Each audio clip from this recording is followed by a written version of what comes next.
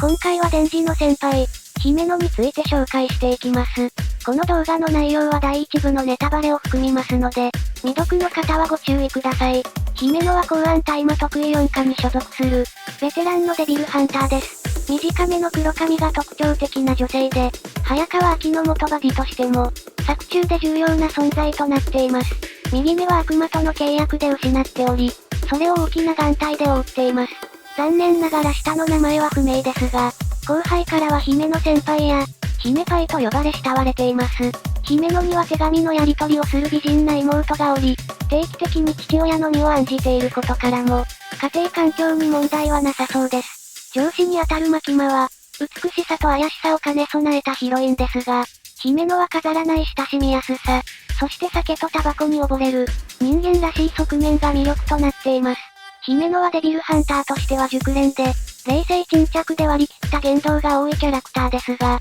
時には緊迫した状態で後輩を困惑させるなど、茶目っ気たっぷりなところも魅力的です。また余談ですが、カラー版とモノクロ版で、姫野にダブルピースをさせられた小紅の表情が大きく変わっています。また男女問わずスキンシップが多く、姫野の登場シーンは誰かと密着している様子が、よく描かれているのもポイントです。このスキンシップは大好きなお酒を飲むと強化され、その結果として読者に大変な衝撃を与えることになりますが、その内容については後ほど紹介します。姫野の年齢は公表されていませんが、チェンソーマンバディストーリーズで、3年前に秋とバディになった当初から、酒やタバコをたしなむ描写があるため、23歳以上であることは確定的でしょう。姫野は未成年のタバコや酒を認めていないため、本人も成人するまでは、公の場で飲酒や喫煙をしていないはずです。ただ23歳にしては秋と出会った当初から、酒の飲み方に年季が入っていることから、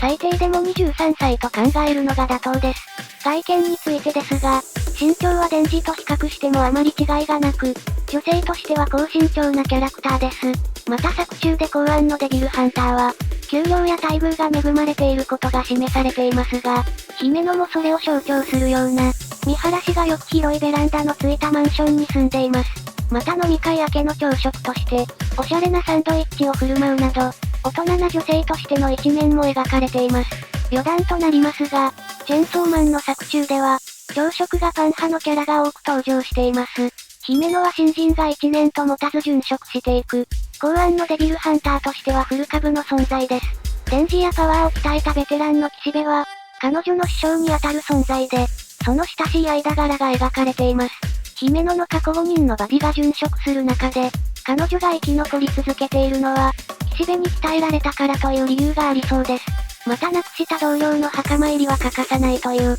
優しくまともな性格の持ち主ですが、同僚が亡くなった理由を使えない雑魚と表現するなど、生死に関してはかなりドライな面もあります。また姫野は秋が公安に入った当初は、彼に稽古をつけていました。そんな秋に関しては、戦い方だけでなくプライベートでも深い関係だったようで、思い入れも強いことが伺えます。また未成年の秋のタバコを没収したり、電磁がお酒を飲んでないか確認したりと、常識的な一面もしっかり持っています。ちなみにここで姫野が没収したタバコは、後のストーリーで深い意味を持つことになります。次に姫野の契約悪魔について見ていきましょう。姫野が契約している悪魔は幽霊の悪魔で、通称ゴーストです。先ほど紹介したように契約の代償は右目で、右目を失った代わりに、ゴーストの右手を自由に使うことができます。作中ではより強い悪魔であるほど契約により強い代償が必要とされていますが、右手を使うだけで右目を失っていることから、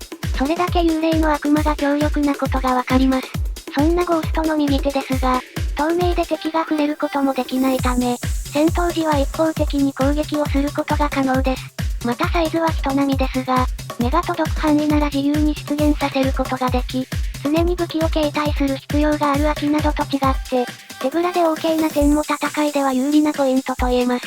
使うごとに代償は必要ない点もコスパがいいポイントです。本体である幽霊の悪魔は、目と口の縫われた大量の手を持つ女性の形をしています。また画像で手前に描かれている秋と比べると、かなり大きいことがわかります。花で覆われた胴体は、葬儀の際に見られる花を入れた棺桶をイメージしたものでしょう。ここで姫野と秋の関係について詳しく見ていきます。先ほど姫野は秋のことをかなり気に入っていると紹介しましたが、定期的に秋くんは死なないでと心配する様子が描かれています。デンジに秋のどこが好きなのかと聞かれた際には、顔と簡潔に答えていますが、実は秋の優しさやまともな性格面に好感を持っています。実際のところ秋は作中の登場人物の中でもまともな性格をしており、そんな秋に惚れた姫野の男を見る目は確かと言えます。そんな秋と姫野がうまくいくように、デンジは姫野と恋愛同盟を組んでいましたが、秋が姫野の吸いかけのタバコを躊躇なく吸う場面から、そもそも恋愛同盟は必要なかったと考えられます。また永遠の悪魔との戦いで秋が刺された際に、姫野が冷静さをなくし取り乱す姿が描かれています。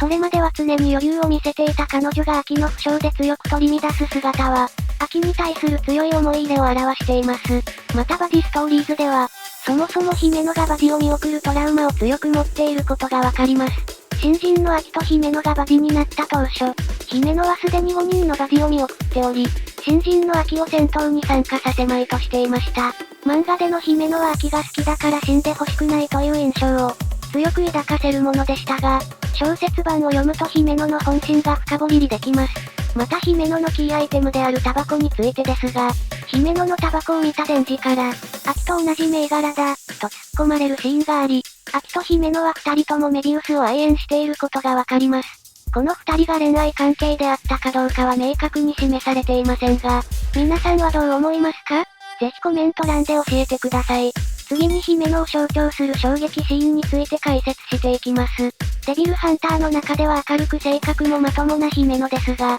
酒癖は非常に悪いです。酒を飲むと頭のネジが外れるタイプで、亡くなった新人に向けて突然お経を唱えるという機構からも、その酒癖の悪さが伝わってきます。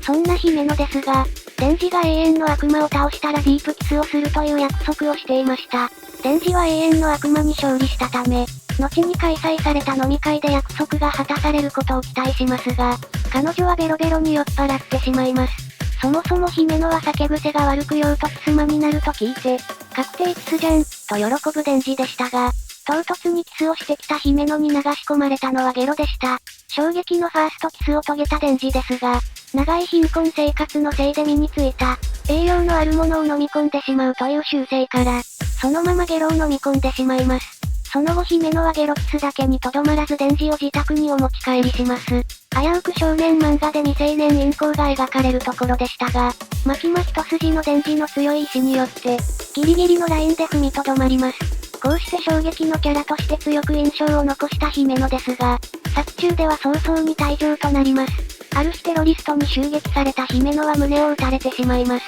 その後パワーによる延命措置を受けるものの、テロリストに敗北寸前となったことである決断をします。全部をあげるからゴーストの全部を使わせて、姫野は自分の命を捨てる契約で敵を倒す決断をしたのです。こうして命を捨ててまでいた幽霊の悪魔の力は凄まじく、それまで手も足も出なかった敵を圧倒するほどでした。しかし契約の代償となった体は次第に消えていき、私が死んだ時さ、泣いてほしいから、そう秋に告げると姫野の体は完全に消失しました。こうしてこれまで多くのバディを見送った姫野もまた、デビルハンターとして命を落としてしまいます。姫野の死後は彼女が望んでいたように秋に泣いてもらうことは叶いました。姫野の最後は作中で最も丁寧に書かれた詩となりました。こうして姫野が亡くなった後、秋は姫野を倒した蛇の悪魔と対峙します。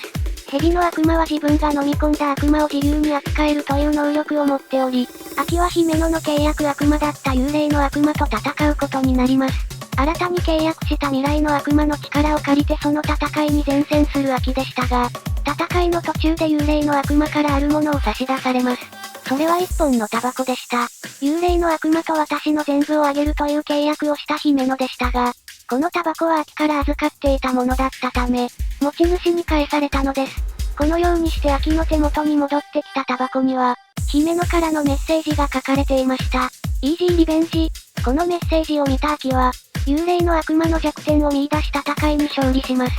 二人を結ぶタバコが幽霊の悪魔を倒すきっかけになるという展開は、作中きっての名場面です。このタバコのメッセージですが、本音ではデビルハンターをやめてほしい。ただその声が届かないこともわかっている。という姫野の思いが詰まっています。最後まで自分の本音を閉ざして、好意を持った相手にエールを送る。姫野はとても不器用で素敵なキャラクターでした。ちなみにこのタバコの演出や姫野のキャラクター設定については元ネタがあるので、ここで簡単に紹介します。作者の藤本達樹先生は、チェンソーマンは邪悪なフリクリポップなあばらを目指して書いている、とコメントしたことがありますが、フリクリは2000年にリリースされた個性派アニメ、あばらは2005から2006年に連載されていた SF 漫画であり、共に熱狂的なファンの多い作品です。このうちタバコの演出や姫野のキャラクター設定は、フリクリのオマージュとなっています。元ネタとなるフリクリでは、マミミという女性キャラが主人公の兄に思いを寄せています。